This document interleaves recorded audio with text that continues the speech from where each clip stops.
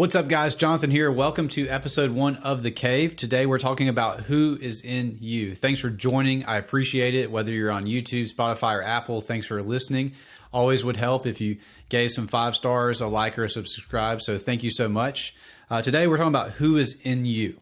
Now, as I'm getting started on this project of The Cave, you can always join the group on School. One of the things that's important to me is when it comes to building men, but also addiction recovery, something that I've learned over the years is the process of recovery is really about becoming who God has called you to be. It's becoming who you are uniquely designed to be. And I like John Mark Comer in one of his books, he talks about this process of unfolding people. Is you have this person and there's a process of becoming who you are uniquely. And it takes time, it takes effort, it takes understanding.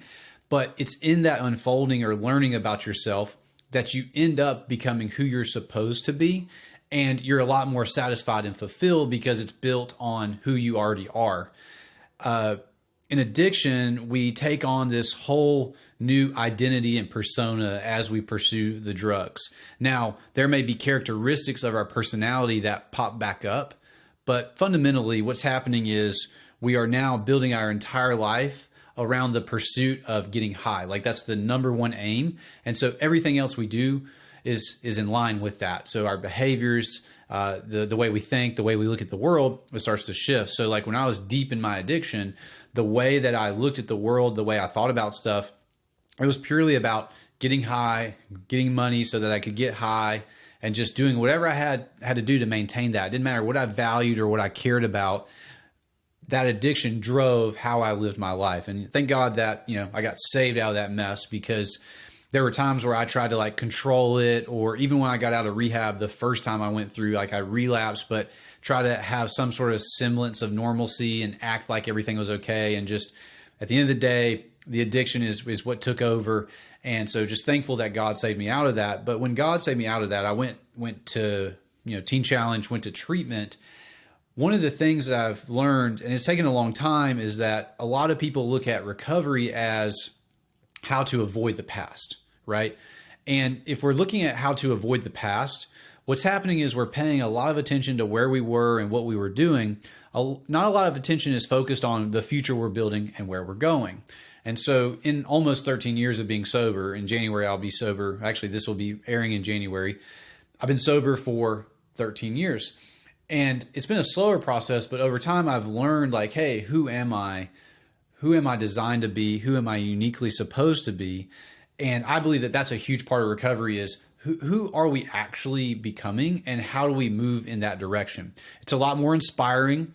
It's a lot more motivating, but also it takes our attention off the thing that we don't want to go back to. Whenever we're just focused on the past, we're focused on avoiding that thing back there, your likelihood of going back is way higher because your mind is on the thing that you're trying to avoid. And it's just more on the thing. Even if it's the negative version of don't do the thing, you're still thinking about the thing. Whereas when we start thinking about where we're going and what we're building, that gives us a different focus and something to work towards. And my belief is that eventually you do that long enough, the past is like so far back there, it doesn't have a power over you. So when I look at myself and, we're talking about, hey, well, who's in you? Like, how do you understand this stuff? When I look at the past 12, 13 years of development, me being developed and growing, I realized like the same stuff that I like now, I liked when I was a kid. Like the things that are part of my disposition now, they were part of my life when I was like 5, 6, 7 years old. So right now, like I'm into fitness. I like sales. I like being outside. I like sports. I like being around people. I like motivating people. I like helping them get started, overcoming that inertia of getting started and moving forward to something better. I've always liked that stuff. Like when I was a kid, whenever we would have yard sales, I would sell all of my stuff well before anybody else. And it was simply because when people came up, I would say, hey, how are you doing? Are you looking for anything? Do you have any questions about that? I just did that when I was 5 and 6 years old. I didn't realize like that's good practice for sales of being upfront and likable and interacting with people and just addressing things if they had questions or needed something.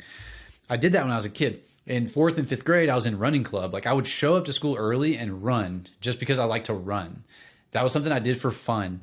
And I always grew up fishing in our backyard. We had 2 ponds and working outside and working on stuff. And so I always enjoyed that, camping and the like.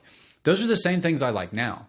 And when I look back at the past 12, 13 years, part of that process has been learning those things. And the truth is, there are times where I looked down on those things. The process or the people I was around, they were more focused on avoiding the past or just maintain the status quo or like just trying to fit in or be a very specific way. And what I've learned is that each person is unique. Like each of us are uniquely made. There's a unique way that we serve the world, that we show up. And it's in following those things that we become more like Christ, because God uniquely designed us for a unique place, time, and position wherever that it is that we're going to go. And part of that is understanding ourselves and pursuing those things, because it's very easy to pursue something else. Like there are times where I didn't value myself and I valued like what other people were doing or succeeding at or the skills that they had. But when I actually step back and think about it, if I were to succeed as that person, I would be miserable because I don't like that stuff. I just think that I would like the results or the status or the place that they're at rather than valuing who I am and being like, hey, this is the type of thing I would prefer to be doing. So when it comes to you, whoever's listening, it's really important to know that you're unique. Like you are built a certain way, you're wired a certain way, and there are certain things that are going to line up with that. And it's in the learning of that, the development of that, that you learn more about who God's called you to be, like who is actually in you and how to bring that out. So for someone who enjoys fitness or sales or sports or being outside, it's in the pursuit of those activities and doing them really well that I have found out a lot about myself. I'm in the process of selling my gym, but in owning a gym for 8 years, I learned a lot about sales. I love fitness. I love helping people. I just know now that God's leading me to transition out of that, but those things will still be important in my life. They're going to be foundational into what I teach because, for example, my belief is you need to have the pillar of fitness in your life. Spirituality, I believe, is number one, but fitness is right there. Like people need to be physically fit. I think it's one of the biggest lacking things when it comes to a holistic view of being a Christian. And so I'm big on that. So fitness is not going anywhere just because I'm exiting one stage of my life. However, in the pursuit of owning that gym for 8 years, it was part of me developing who I was. And then there's times where at the gym, I took on roles and responsibilities that I am not built for, and I was miserable. And I learned, hey, I don't want to do that. That's not who I'm made to be. That's just as important as knowing who you're made to be. But again, coming back to the front end, it's the pursuit of that process, learning about yourself. Who is in you? Who did you used to be? Who were you, before things started changing how you viewed the world? Because that's the cool thing about when we were kids. We didn't have a lot of things hindering us from doing the things that we wanted to do. We just participated in those things. When we get older, we start to have social pressures or we start to have norms and societal things that push certain types of agendas or worldviews on us that may not be true to who we uniquely are. And when we start to realize that stuff, it can be difficult because that stuff's ingrained. The social pressure is huge. What people think or believe about us is huge. And so we want to make sure that we're getting back to who we are, what we're doing. Recently, I retook the Myers-Briggs assessment. And the last time I took it, I was in high school.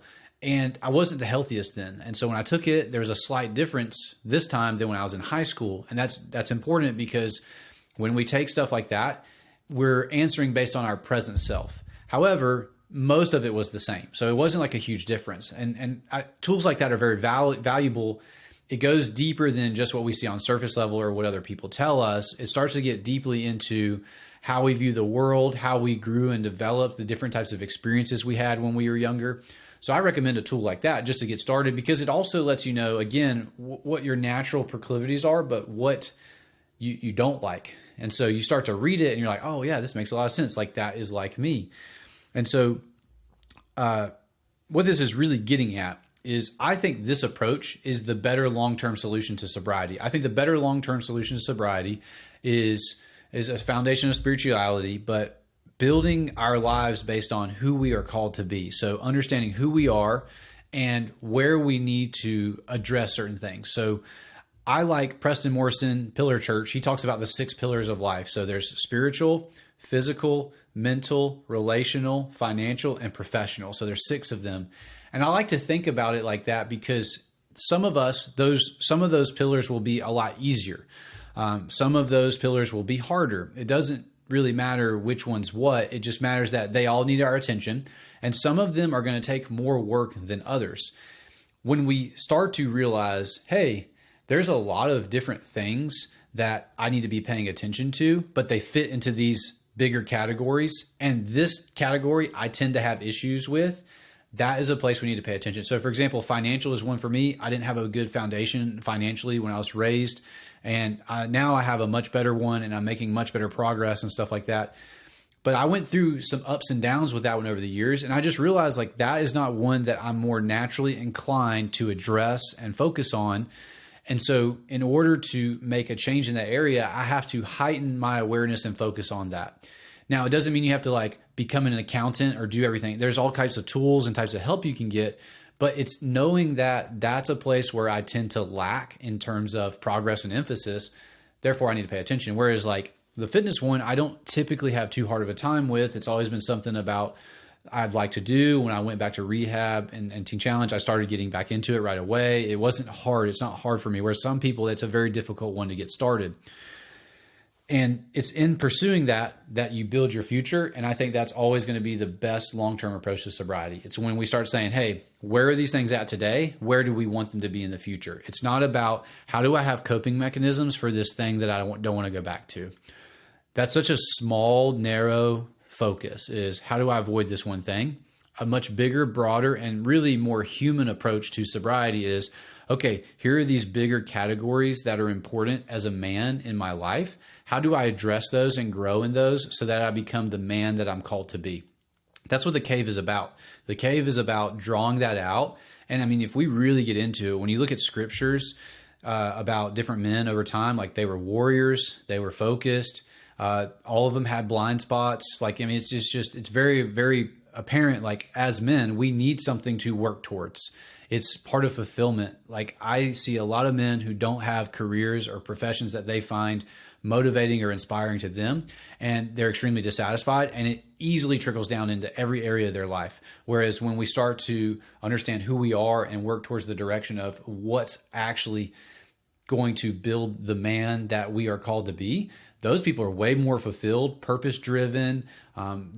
It's easier for them to overcome challenges. And that's where we want to be, right? Like we understand challenges are going to come. It's just going to happen. And we understand obstacles are going to experience. We're going to experience obstacles. We're going to experience grief and trauma in our lives. Like those are going to happen. Like there's no avoiding it. We live in a fallen world. The real question is, as a man, what is our disposition? What is our foundation built on to when those things do come up? How do we keep progressing on the battle that we're called to fight? So that's what the cave is about. Always join us on School. It's free to get in there.